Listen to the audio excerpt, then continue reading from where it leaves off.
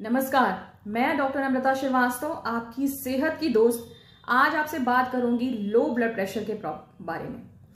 दोस्तों, जैसे जैसे गर्मी बढ़ती है वैसे वैसे लो ब्लड प्रेशर की प्रॉब्लम बहुत कॉमन हो जाती है। एक्चुअली क्या होता है कि लो ब्लड प्रेशर इसलिए होता है कि अगर किसी व्यक्ति की लाइफस्टाइल बहुत ज्यादा एक्टिव नहीं है या दिन भर वो बैठने में सोने में व्यतीत करते हैं, अगर डाइटरी डेफिशिएंसी है यानी कि पुअर डाइट है, तो ब्लड प्रेशर की प्रॉब्लम हो सकती है।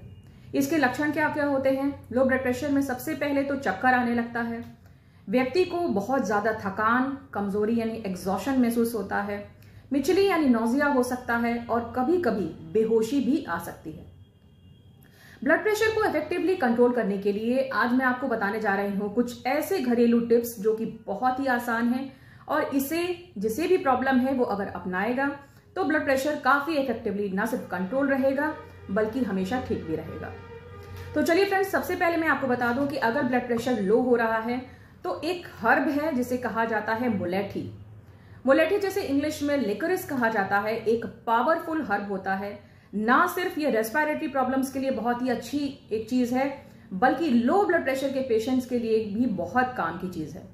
अगर अचानक से लो ब्लड प्रेशर आपका हो जाता है तो मुलेठी को थोड़ा सा आप पानी में उबाल लें, यानी उसको चाय की तरह 5 मिनट 10 मिनट उबाल के 2 चम्मच शहद डाल के अगर आप उसका सेवन करते हैं तो 1-2 घंटे के अंदर ही ब्लड प्रेशर बिल्कुल नॉर्मल हो जाएगा।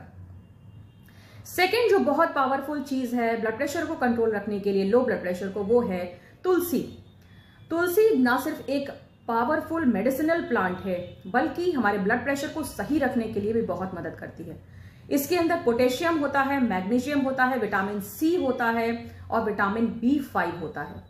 ये सारी चीजें हमारे ब्लड प्रेशर को सही रखने के लिए बहुत जरूरी होती हैं। यूज कैसे करना है? इसे आप 4 या 5 पत्ती पानी में उबाल के यूज करें और उसके अंदर गुड़ या फिर शहद डालें। कभी भी तुलसी के पत्ते को डायरेक्ट आपको नहीं चबाना चाहिए क्योंकि तुलसी के अंदर मरकरी नाम की एक ऐसी चीज होती है जो कि आपके दांत के इनेमल को खराब कर सकती है। इसलिए तुलसी का सेवन का सही तरीका यह है कि उसे पानी में उबाल के लिया जाए और जब कभी आप इसे यूज करें तो इसे लगातार यूज नहीं करना है, बीच में कुछ दिनों का गैपिंग आपको जरूर करना है, तभी इसके मैक्सिमम बेनिफिट्स आपको मिल सकते हैं। दोस्तों, नेक्स्ट तरीका यह है कि आप फॉलेट को इंक्लूड करें। दोस्तों, फॉलेट एक ऐसी चीज होती है जो कि लो ब्लड प्रेशर को ठीक करने के लिए काफी कारगर होती है।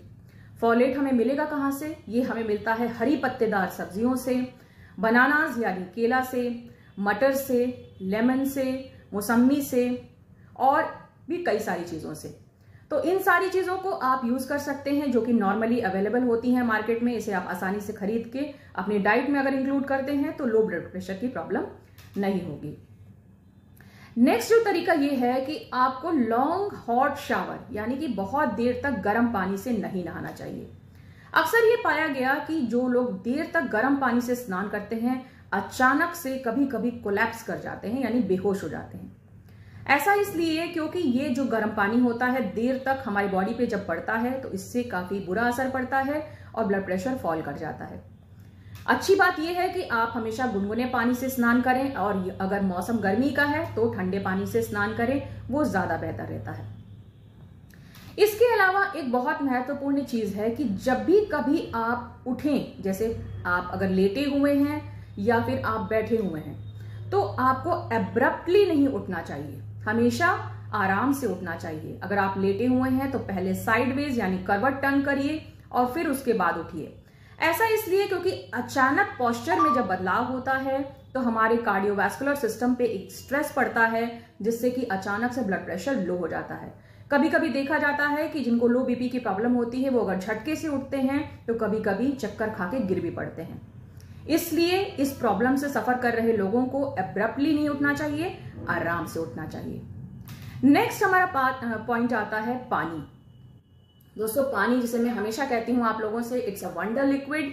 वंडर लिक्विड इसलिए क्योंकि अगर लो ब्लड प्रेशर की प्रॉब्लम है और अगर हम पानी का भरपूर सेवन करते हैं तो ना सिर्फ ये हमें डिहाइड्रेशन से बचाएगा बल्कि प्लाज्मा लेवल में जो नॉरएपिनेफ्रिन नाम का तत्व होता है उसको मेंटेन रखता है और इससे ब्लड प्रेशर गिरने नहीं पाता है। एटलीस्ट आपको 8 ग्लास यानी कि 8 से 10 ग्लास पानी का सेवन गर्मी के हिसाब से जरूर करना चाहिए। पानी पीने का सही तरीका यह है कि आप पानी को बैठकर पिएं, स्लोली पिएं और जल्दी जल्दी ना पिएं। इससे आपको पानी का मैक्सिमम बेनिफिट मिलता है। दोस्तों, एक बहुत जरूरी चीज यह है कि हमें प्रकृति के साथ समय गुजारना चाहिए।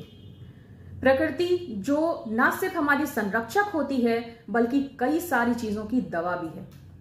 इसलिए यह जरूरी है कि अपने मॉर्निंग रूटीन को सुधारा जाए। यानी जब आप सुबह उठें तो कोशिश करिए कि घर से बाहर निकलिए, सुबह की जो ताजी हवा होती है, जो धूप होती है, उसको लेने का प्रयास कीजिए। इससे आपका ब्लड प्रेशर काफी हद तक पूरे दिन कंट्रोल में रहेगा। यह जरूरी है कि हम अपनी लाइफ को थोड़ा सा एक्टिव रखें, चाहे वो फिजिकल मोड में हो या मेंटल मोड में। फिजिकली अगर आप मॉर्निंग हेल्दी रूटीन को अपनाते हैं तो आप बहुत अच्छे प्रोडक्टिव काम कर सकते हैं, और अगर मेंटली एक्टिव रहते हैं तो आपकी IQ लेवल भी बढ़ती है, आपकी नॉलेज बढ़ती है, और जी हाँ, आपका ब्लड प्रेशर भी सही रहता है।